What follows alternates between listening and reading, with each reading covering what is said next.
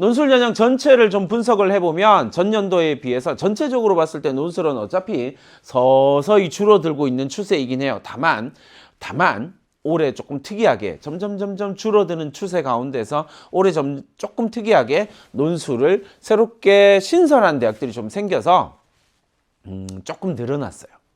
그러나 대학별로 봤을 때는 전체적으로 인원을 줄이고 있다. 여기서 한 가지 여러분들이 이미 생각해야 될 게 하나 있어요. 논술은 이미 경쟁률이 지나치게 높아. 그죠? 지나치게 높아요. 그런데 대학별로 인원수를 좀 줄이고 있는 상황이란 말이에요. 그러니까 어쩔 수 없이 지금보다 논술 경쟁률이 더 높아질 가능성을 염두에 두고 고민을 하셔야 됩니다.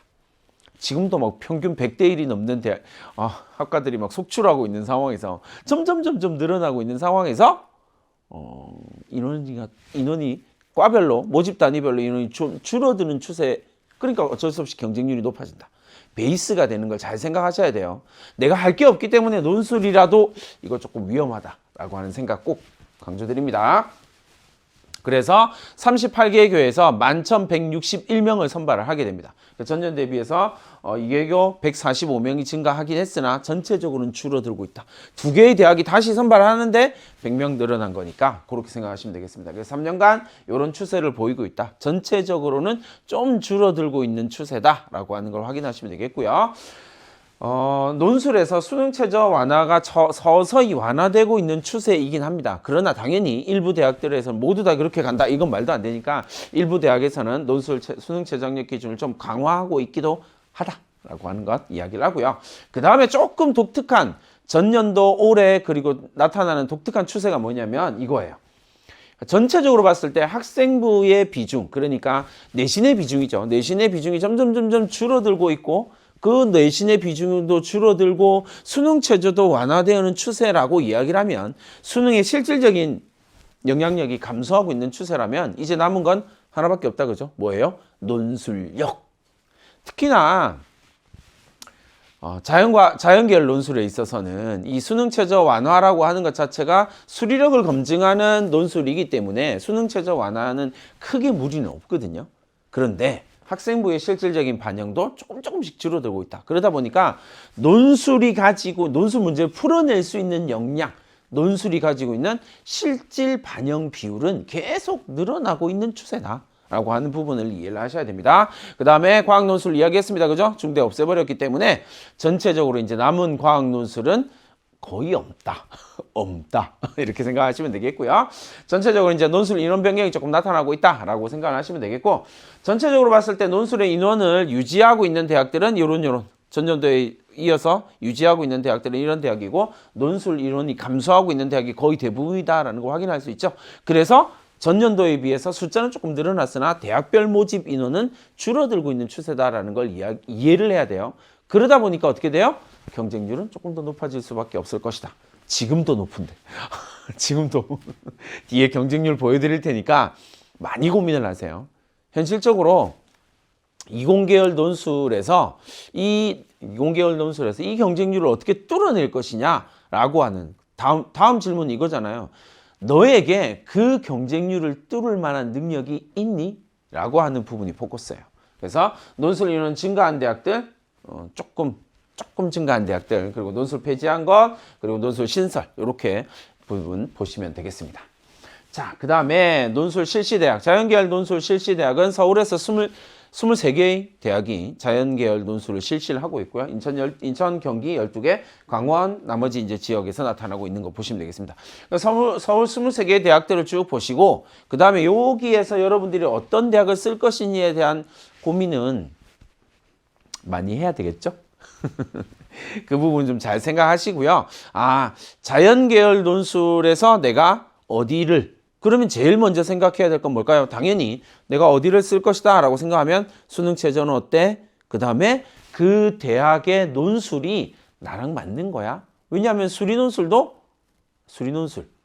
자연계열 논술에서 제일 중요한 건 뭐예요? 당연히 범위죠, 범위. 인문계열 논술과의 가장 큰 차이점의 하나예요. 인문계열 논술은 사실 실제로 범위가 없거든요. 어떤 주제가 나올지 몰라. 갑자기 막 정의에 대해서 나왔다가 그 다음 해는 막 조화에 대해서 나왔다가 어떤 때는 질서에 대해서 나왔다가 막 이렇게 모든 철학이나 모든 요소들을 넘나들거든요. 게다가 인문 논술은 언어 논술이라고 하는 것들이 존재를 하기 때문에 분석력, 문해력 이런 것들도 베이스가 돼야 된단 말이에요. 그러나 수리 논술에서 가장 중요한 건 뭐라고요? 출제 범위. 공통수학에서 넣을 거야? 수원에서 넣을 거야? 수투에서 넣을 거야? 미적분 포함시킬 거야? 기하 포함시킬 거야? 확동 포함시킬 거야? 이런 것들을 계속 묻는 거예요. 그러니까 그 부분에 대한 고민들을 함께 이어가야만 한다. 대학을 선택할 때. 그 유형이 나랑 맞나 맞지 않냐. 요거 부분에 대한 고민들이 아주 중요하다라는 이야기를 하고요. 전형 요소별 반영 비율을 살펴봅니다. 이건 조금 중요한 이야기겠다. 그죠? 논술 100%가 조금씩 늘어나고 있어. 계속. 조금씩 늘어나고 있는 추세다라고 이해를 하시면 되겠어요. 그래서 다른 거 필요 없어. 수능 최저학력, 내신, 이렇게 보면 되겠어요. 그래서 논술 100이 조금 이과에서는 늘어나고 있는 추세다라고 생각하시면 되겠고, 그 다음에 나머지 이제 논술 반영 비율을 보시면 90%인데 교과 10% 봅니다라고 이야기를 해요. 잘 생각해야 될 건 독특한 건 한양대 정도다, 그죠? 한양대는 그냥 교과를 반영하는 것이 아니라 내신 성적을 반영하는 게 아니라 종합평가를 해요. 비교과를 반영하는 거니까 이건 조금 독특한 케이스. 나머지를 보시면 80% 뭐 이렇게 보고 있지만 교과 20, 비교과 10 뭐 이렇게 나오고 있지만 실질적으로는 논술이 압도적으로 중요합니다. 이건 모든 인문계열뿐만 아니라 자연계열 논술에도 마찬가지예요. 교과의 반영 비율이다라고 이야기를 하는 것은 큰 차이가 나질 않아. 왜냐하면 대학이 내신을 아주 중요하게 생각하겠다라고 생각하면 이 비율을 아예 낮추겠죠. 이 비율을 아주 높이고. 그러나 그렇게 생각하는 대학이 그렇게 많지는 않아. 그러니까 교과 내신을 좀 늘린다고 하더라도 문제는 내신의 반영 비율이 아니라 급간 비율이라고 하는 거거든요. 그러니까 1등급과 2등급의 논술 점수 차이, 그러니까 내신을 반영하는 점수 차이가 몇 점이냐가 중요한 거예요. 그죠? 1등급과 9등급은 점수 차이가 엄청 나거든요. 그런데 100%의 대학에서 1등급과 2등급 간의 급간 점수 차이는 아주 미미해요. 2등급과 3등급도 마찬가지고 4등급까지 마찬가지고 5등급부터 조금 늘어나요. 근데 5등급까지도 거의 대부분의 대학이 급간 점수가 비슷하거든요. 그러니까 예를 들어서 1등급이 100점을 받았다라고 이야기를 하면 5등급이다라고 이야기를 하면 50점 이렇게 생각할 수 있는데 그게 아니라는 거예요. 1등급이 100점 받았어. 그러면 5등급은 거의 대부분의 대학에서 한 85점 정도 나와요. 그러면 15점이라는 점수를 어디에서 커버해요? 논술에서요. 커버할 수 있다는 거죠. 그래서 실제로 논술에서 합격하는 학생들의 내신을 봐도 조금 낮게 형성되는 이유 중에 하나가 그거예요. 그중에서 수학만 잘하는 학생, 이런 학생들 진짜 다른 과목은 전부 다 바닥 깔고 수학만 1 이런 학생들이 분명히 있거든요. 그렇게 생각하시면 되겠습니다. 자, 그래서 교과 20% 반영하는 대학, 그 다음에 논술 80% 반영하는 대학, 이런 대학들이 있다. 그 다음에 80%에서 교과 10%, 비교과 10% 반영하는 대학 서강대 존재를 하고요. 그 다음에 이제 70%, 70, 70, 70, 60까지 갑니다. 일반적으로 논술 전형이다, 학생부 교과 전형이다, 학종이다 라고 이야기를 할 때 이름을 붙인 전형이 50%만 넘으면 되거든요. 그러면 이제 그 이름을 부여하는 거예요. 그러니까 논술도 50%만 넘으면 다 논술 전형이라고 불러요. 뒤에 뭘 붙이든 아무 상관없거든요. 그런데 대체로 이제 60% 선까지가 대체로 대학들이 합의한 거예요. 그래서 논술 60%, 교과 40%. 이러면 이제 진짜 여러분 생각할 때 교과 40% 어마어마한데 막 생각하지만 실제로는 그렇게 교과가 큰 덩어리를 차지할 수는 없다라는 걸 좀 이해를 해 놓으세요. 그래서 내가 논술, 자연 논술의 핵심, 내가 다른 건 모르겠는데 수학은 좀 된다. 이런 학생들이 달라붙는 거거든요. 그렇게 이해를 해주시면 되겠습니다. 자, 수리 논술, 수학, 이공계열, 자연 논술에서 이제 유형이 좀 중요하다라고 이야기를 했잖아요. 그래서 어떤 유형이 나한테 맞는지를 확인하시는 게 되게 중요합니다. 정말 나한테 안 맞는 유형 붙들고 있으면 이것도 자신의 실력을 정확하게 표현할 수도 없기 때문에 그래요. 더 중요한 이야기 하나 할게요. 선생님은 학생들한테 논술 준비하라고 이야기를 할 때 어떻게 이야기를 하냐면 유형은 가능한 하나, 물론 이건 조금씩 전략이 다를 수밖에 없어요. 가장 예를 들어서 6논술을 씁니다 라고 이야기를 하고 나는 선생님 저는요 수능 최저만 맞추고요 6논술로 난 논술에다 올인 이런 학생들 선생님은 되게 반대하긴 하지만 어쨌든 올인하는 학생들 이라고 이야기를 하면 대체로 유형 2가지 정도를 선택해서 준비를 하는 게 맞아요. 근데 그게 아니라 학종 4개 쓰고 논술 2개 쓰고 내지는 학종 3개 쓰고 논술 3개 쓴다 라고 이야기를 하면 논술 3개 쓰기 위해서 유형을 2개를 준비를 한다. 여기 나오는 대학의 유형을 2개를 준비한다. 이러면 수능 공부할 시간이 압도적으로 부족할 수밖에 없어요. 그러니까 우리가 대학을 선택할 때는 어떻게 해야 되냐면 유형별로 비슷한 유형을 갖고 가는 거예요.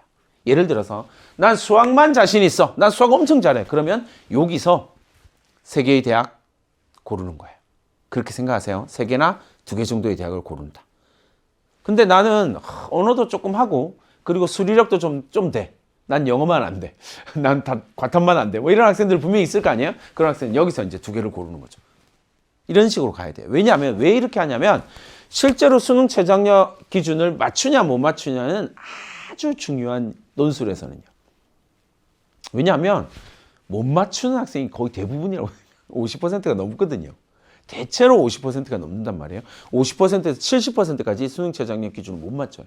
그러니까 논술 유형을 여러 가지를 준비를 하게 되면 수능 준비할 시간이 압도적으로 부족해지겠죠? 당연히. 그러니까 잘 선택하세요. 유형별로 하나의 유형 정도 고민해보자. 근데 이제 과탐이 들어가는 논술이 있으면 내가 준비를 해야 된다라고 생각하면 이제 그때부터 또 고민이 될 거 아니에요? 알겠죠? 그렇게 생각하시고 내가 어떤 유형에 맞는 거지? 난 예를 들어서 통합논술이라고 부르는 언어와 수리가 함께 나타나는 대학이 맞는지 아니면 난 수리만 오롯이 사실은 자연계열에서는 수리만이 오롯이죠. 이렇게 가는 게 맞다. 그래서 유형별로 나한테 맞나 안 맞나를 확인할 때 제일 중요한 건 기출문제를 풀어보는 건 너무나 당연한데 기출문제 앞에 3개년 그러니까 대체로 3개년이다라고 이야기를 하면 문항수가 조금 많거든요. 그러니까 출제되는 문항이 되게 많아요. 문제가. 그러니까 3개년 정도로만 충분히 준비가 가능해요.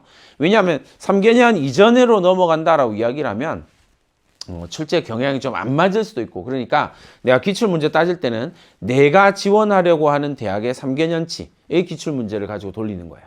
근데 그게 이제 예를 들어서 오전반, 오후반 이렇게 되기 때문에 한 해에 기출문제가 2문제가 되고 기출문제 3문제 되는 대학도 있긴 하지만 어쨌든 기출문제가 한 해에 2문제 정도 되고 그리고 모의논술이 1, 2 이렇게 있는 대학들이 대부분 상당수란 말이에요. 그러면 한 해에 모이는 기출문제가 한 4문제 정도 되는 거거든요.